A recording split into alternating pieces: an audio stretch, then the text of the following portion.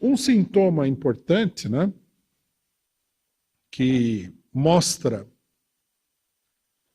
que há uma tendência a essa política golpista, essa política de oposição, é o posicionamento de uma tradicional esquerda filo-imperialista que existe no Brasil. Por que filo-imperialista? Porque essa esquerda não é propriamente imperialista, eles não são os agentes diretos do imperialismo. Mas a política deles é sempre a mesma política do imperialismo. Então, por exemplo, o imperialismo dá golpe na Ucrânia, eles apoiam o golpe na Ucrânia. O imperialismo procura criar uma turbulência política no Irã, eles apoiam a turbulência no Irã, eles são contra o governo do Irã. Os inimigos do imperialismo são os inimigos deles. Os amigos do imperialismo são os amigos deles. Né? Estou me referindo aí a um espectro dentro do PSOL, relativamente grande, né, nós falamos no curso aqui, né, nós temos aí todo o Big Bang do PSTU, né? Que é uma quantidade enorme de grupos que a gente não sabe mais nem quantos nem quais são. Tudo isso faz parte dessa política. O PSTU está já, logicamente, encabeçando essa política. Da mesma maneira que eles fizeram, né, com o governo da Dilma Rousseff, quando eles chegaram a levantar a palavra de ordem fora todos, né, que na verdade significava fora Dilma Rousseff. Apoiaram aí o Não Vai Ter Copa, esse negócio todo. Nós temos aí o PCB e temos aí a UP. Esses setores já declararam o seguinte, que o governo Lula é igual o governo Temer e o governo Bolsonaro, é um governo neoliberal, que o arcabouço fiscal é uma política neoliberal, que é mentira, né? Dizem, inclusive, que é um ataque aos trabalhadores, que é bobagem, porque o arcabouço fiscal foi uma tentativa muito medíocre do governo Lula de flexibilizar a lei de teto de gastos que existia anteriormente. Nesse sentido, não pode ser considerada como um ataque aos trabalhadores. Pode ser considerado como uma política medíocre, né?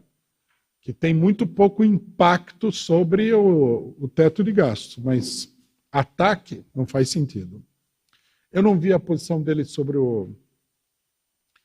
a proposta de reforma fiscal, mas eles vão falar a mesma coisa, já é previsível. Já chamaram manifestação, tudo bem, as manifestações foram muito pequenas, sem expressão, mas o importante desse grupo não é que ele seja grande. O importante é que ele dê um bom motivo para a burguesia atacar o governo Lula pela esquerda. Aí o governo fica entre dois fogos, de um lado a direita, do outro lado a esquerda. Quer dizer, é uma peça de publicidade, mas é uma peça de publicidade importante. Todo mundo viu o que aconteceu, né, em 2014 com a campanha do Não Vai Ter Copa. Não era um movimento de massas, mas causava um impacto. Aí alugaram os índios lá contra a usina de Belo Monte, né, Sônia Guajajara, etc. e tal.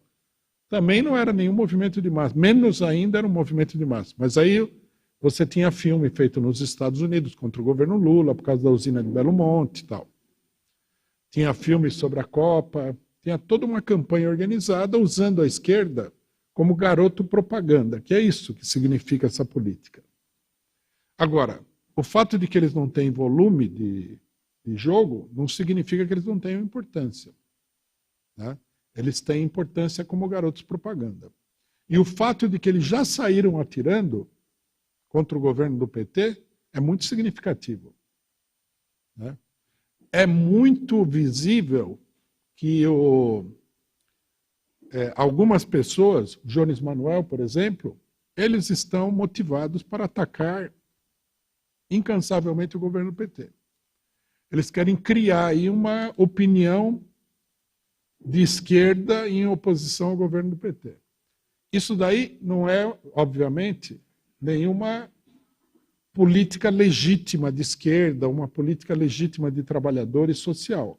É uma campanha pró-imperialista contra o governo do PT. Então nós temos que ver isso daí como sintoma, né? a coisa pode evoluir muito rapidamente para uma crise no segundo semestre. Vai depender de uma série de fatores. Vamos acompanhar aí, né? Apesar de que, volto a insistir, nesse momento, todo mundo fala que a coisa está maravilhosa, né? Mas isso daí é frágil, não é real.